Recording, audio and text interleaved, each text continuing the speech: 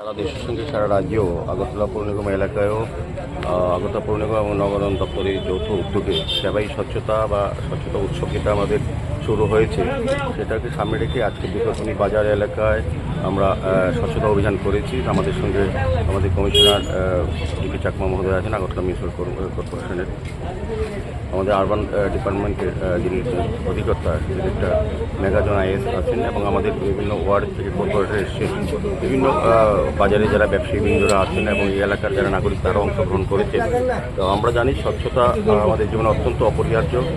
ব্যক্তি এবং সামাজিক সমস্ত জায়গায় আমাদের ব্যক্তিগতভাবেও আমাদের মানসিকভাবেও স্বচ্ছতা প্রয়োজন আছে।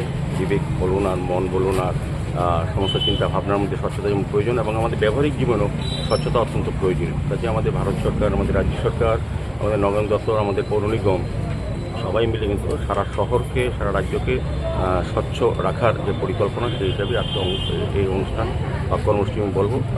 আমি সমস্ত আগরতলা পৌরবাসীর কাছে আহ্বান রাখবো যাতে স্বচ্ছতা বজায় রাখেন। তার নিজের জন্য হোক, সমাজের জন্য হোক, পরিবারের জন্য হোক, স্বচ্ছতা অত্যন্ত প্রয়োজনীয় জিনিস। তা আমরা সেবাই স্বচ্ছতা প্রোগ্রাম আমরা করে নিয়েছি। তো আমার আবারও আবেদন থাকবে শহরবাসীর কাছে, শহরকে সুন্দর নির্মল রাখার ক্ষেত্রে, পরিবেশকে সুন্দর রাখার ক্ষেত্রে স্বচ্ছতা অত্যন্ত প্রয়োজনীয়।